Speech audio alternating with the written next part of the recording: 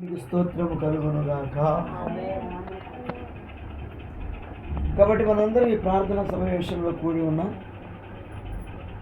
ప్రార్థించే కృప దేవుడు మనకి ఇచ్చాడు.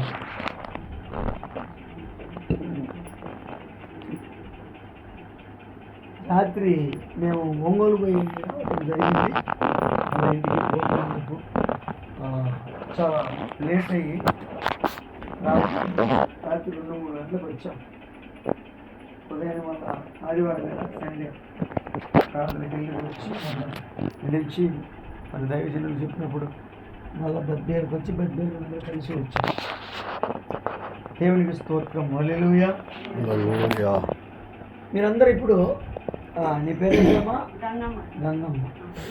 గంగమ్మ, నారాయణమ్మ, సుశీలమ్మ, ఆమె పేరేం పేరు? రాణమ్మ. దేవునికి స్తోత్రం. మీరందరూ దేవుని కృపను బట్టి దేవుని రక్షణ పొందుకోవాలి, దేవుని యొక్క ఆశీర్వాదాన్ని సంపాదించుకోవాలని మీ కోరిక, మీ ఆశ. మంచిది ప్రేమైన దేవుడు. అయితే దేవుని వాక్యం అంటుంది, బైబిల్ గ్రంథంలో నుంచి మనం చూస్తే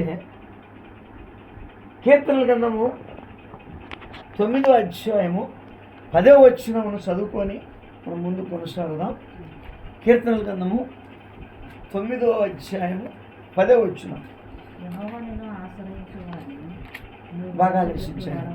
యెహోవా నిన్ను ఆశ్రయించిన వారిని నువ్వు విడిచిపెట్టే దేవుడవు కాదు, కావున నీ నామం ఎరిగిన వారు నిన్ను నమ్ముకొని ఆరాధించుదురు. హల్లెలూయా. ఈ మాటను